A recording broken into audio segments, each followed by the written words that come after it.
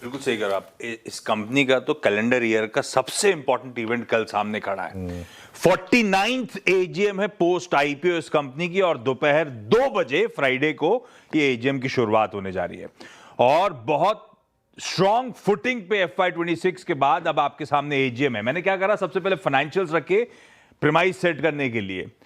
Financials revenues के front पे पिछले साल तकरीबन 10% साल दर साल आय उछलती हुई नजर आई। एबिटा करीब 13.25% का साल दर साल जंप था FY26 में, और लाइकवाइज मुनाफे में साल दर साल 17% का जंप देखने को मिला। पर खैर, कल की एजीएम में पास्ट अर्निंग्स पे फोकस नहीं है। कल की एजीएम में जो मैसिव वैल्यू कैटलिस्ट खड़े हुए हैं सामने, स्ट्रीट उस पे फोकस करेगा।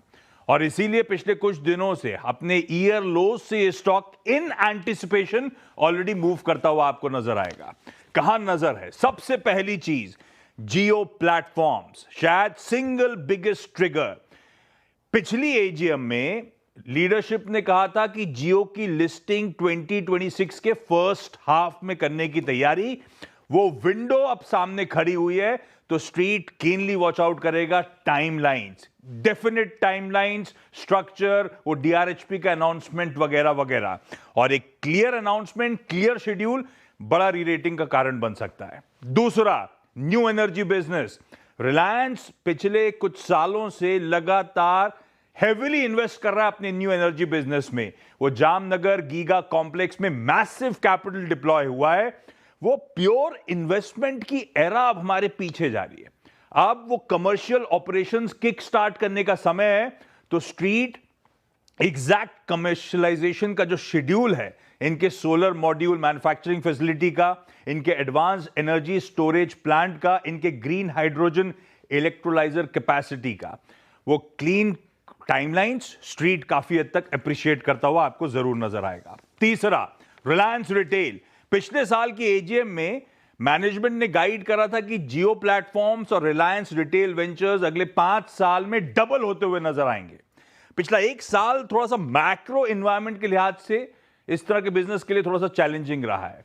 तो फ्यूचर आउटलुक क्या है रिटेल सेगमेंट का, बचे हुए 4 साल की ट्रेजेक्टरी कैसी रहेगी, उस पर खास फोकस। चौथा, artificial intelligence, data centre. Reliance का वो मैसिव एआई पुश, कुछ ही दिनों पहले की बात है जब रिलायंस ने वो मैसिव डील मेटा प्लेटफॉर्म्स के साथ अनाउंस करी थी, 168 megawatt AI data centre RIL के मेगा कैंपस जामनगर गुजरात में खड़ी करने की। वो न्यूएस्ट और सबसे कॉन्क्रीट पीस है स्ट्रक्चरल न्यूज का, जो कल की एजीएम में स्ट्रीट अवेट कर रहा होगा। मेटा डील के साथ साथ क्या और ग्लोबल हाइपर स्केलर्स के साथ कंपनी की चर्चा चल रही है। रिलायंस की स्ट्रैटेजी इस फील्ड, इस फ्रंट पे क्या है, कैसे एआई स्पेस में ये पार्टिसिपेट करने की तैयारी कर रहा है। और फाइनली वो traditional business oil and gas, वो O2C। चैलेंजेस थे FY27 में, लेकिन स्ट्रीट क्लोजली एग्जामिन करेगा किस तरह का आउटलुक इन दोनों ट्रेडिशनल बिजनेसेस के लिए मैनेजमेंट सामने रखता है। तो अच्छे परफॉर्मेंस रहा है पिछले फाइनेंशियल ईयर का, लेकिन इन्वेस्टर्स अब प्योरली फोकस करेंगे वैल्यू क्रिएशन के कैटलिस्ट पे, और उस लिहाज से कल की आने वाली एजीएम बेहद इंपॉर्टेंट है।